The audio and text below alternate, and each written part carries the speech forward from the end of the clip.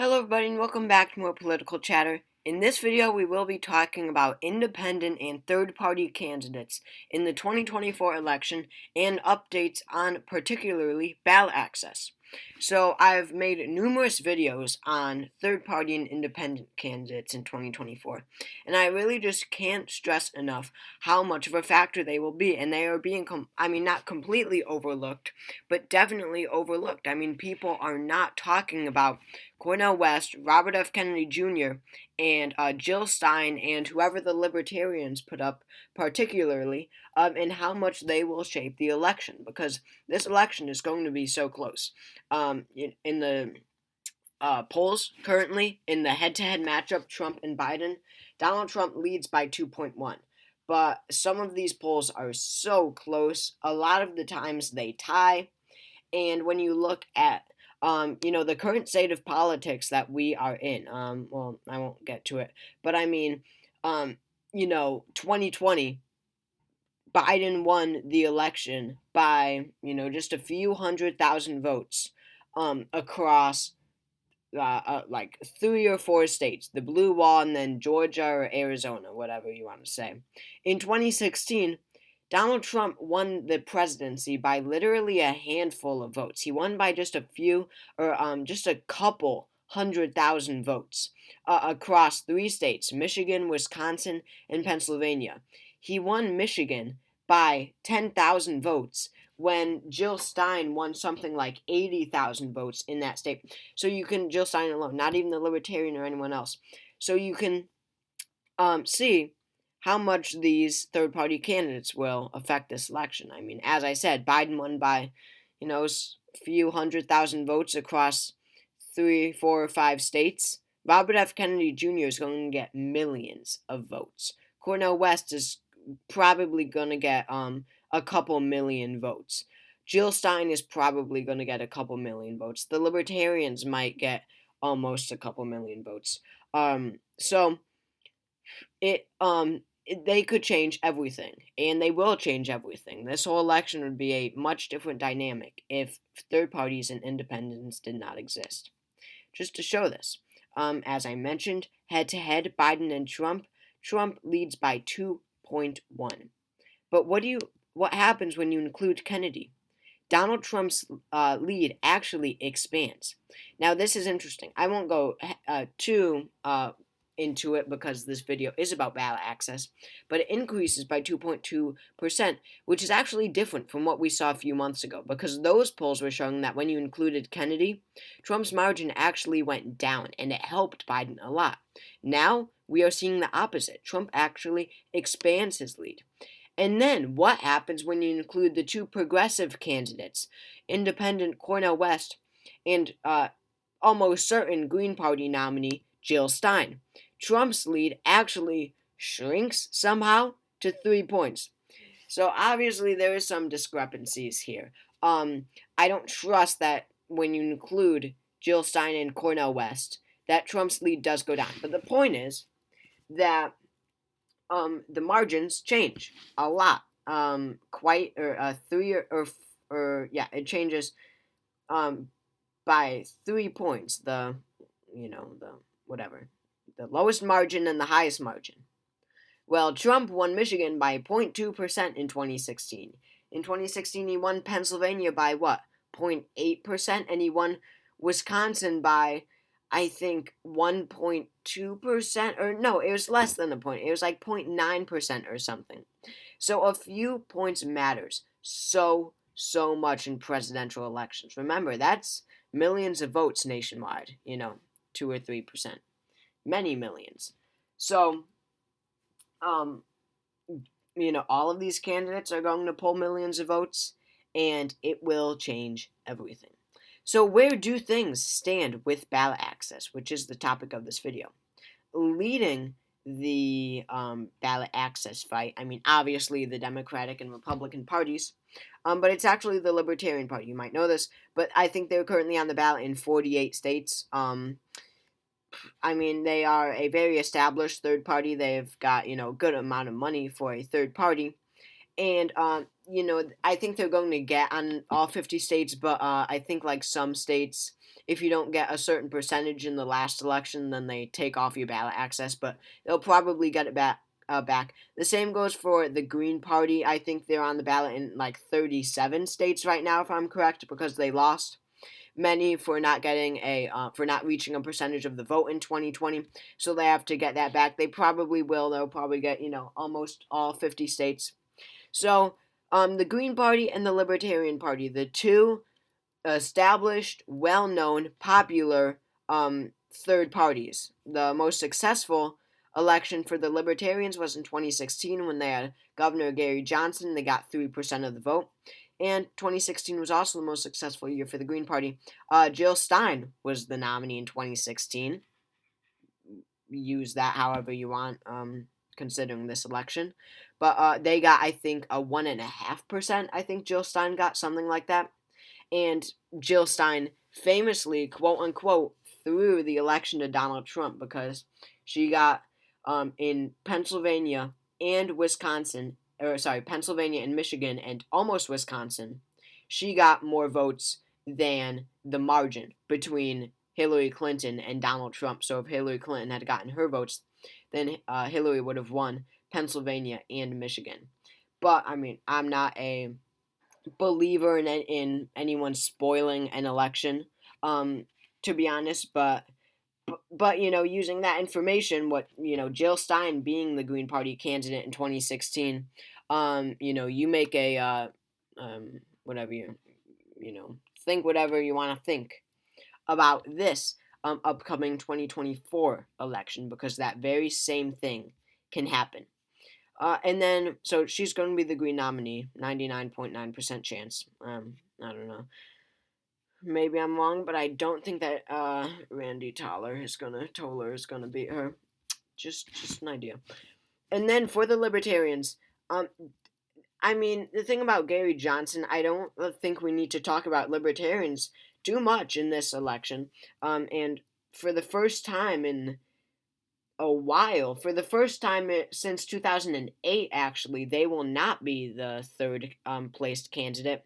In fact, they will not even be the fourth placed candidate, or they could be. But Cornel West or Jill Stein will probably beat them out.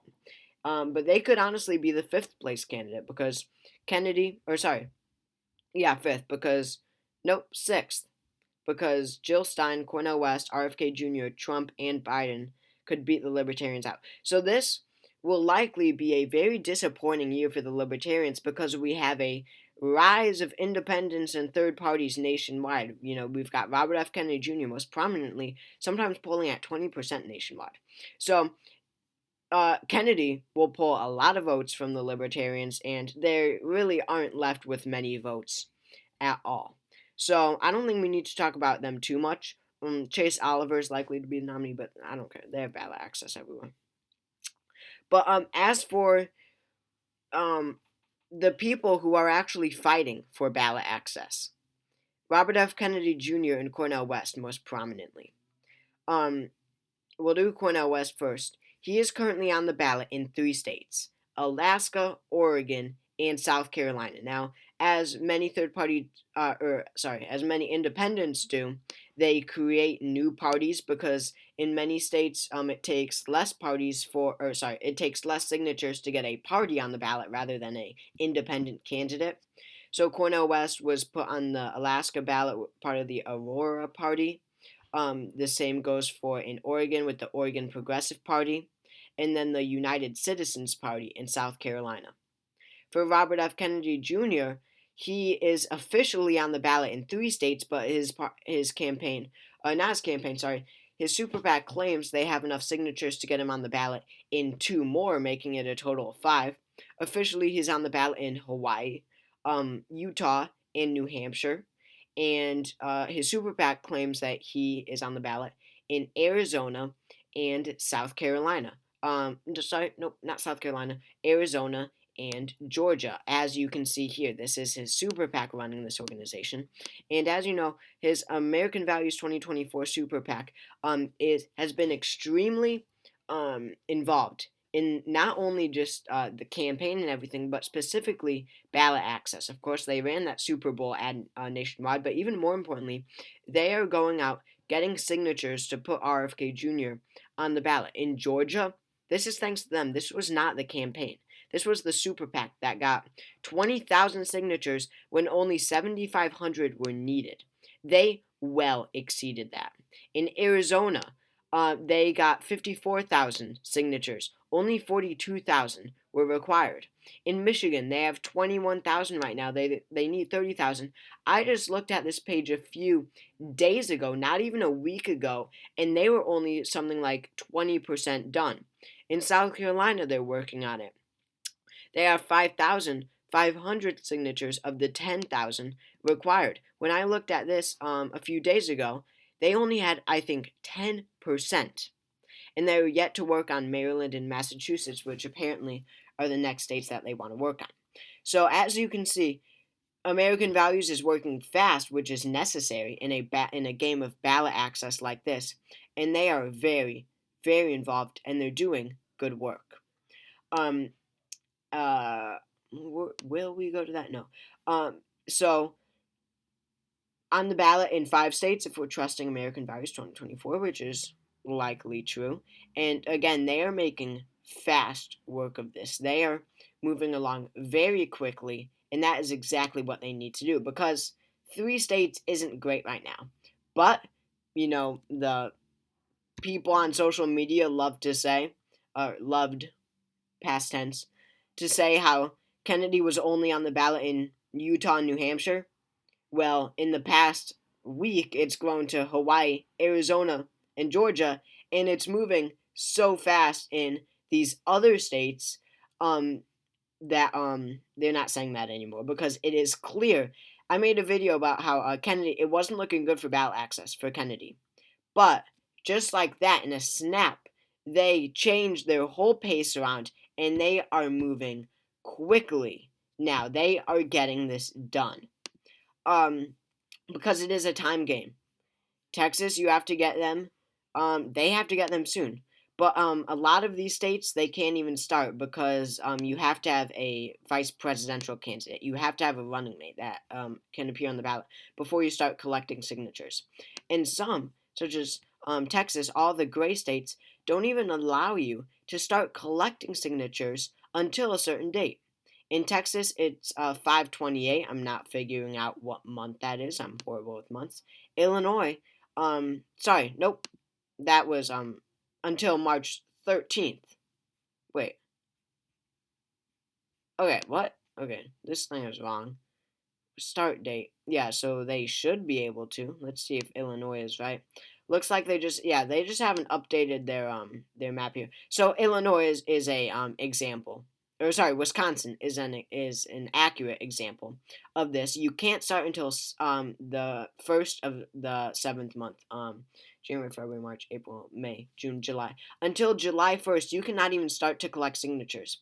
And you only have until August 6th. So you have a month and 6 days. So they make it very hard in some of these states. I mean, that's only 2,000 signatures, which they'll be able to do easily. But they make it very hard. I mean, in New York, you have to have 45,000 signatures. And you can't even start yet. The window is not open. So, and they only give you a month and 14 days. So you can see this game that they're playing, right? I mean, this is a game that they're playing where they make it so hard for independents and third parties to get ballot access. New York is the most notorious example. It is so hard for candidates to get ballot access because the window is only a month and 12 days. A month and 12 days to get 45,000 signatures. That is so many. And that's a task that many don't even want to spend time wasting time on. California, you need 75,000 signatures. At least you could start any time. In Texas, 81,000 signatures. And the worst of all, Florida, 145,000 signatures. I don't know if the Kennedy campaign will do that. That will be incredibly difficult. They might just entirely skip Florida, to be honest. So, same goes for Cornel West. Kennedy shouldn't have that much of a hard time getting ballot access in a lot of these states. Again, they're going fast. Cornel West, smaller organization, much less money, no super PAC. That's going to be a lot harder for him. I mean, American Solidarity Party, 2 states, again, I mean, so hard for these smaller third party candidates, a socialist party here. The literal prohibition party, fun fact, well, okay, you'll probably be able to find my name, but, I kind of know the vice presidential nominee, weird enough. But anyway, that is where things stand. Ballot access for the 2024 candidates, but very important for Robert F. Kennedy Jr., this task, along with Cornel West. Not so much for the Greens and Libertarians, because they'll get it. So thank you all for watching this video. I really hope you all enjoyed. Subscribe, leave a comment, and I will see you all later.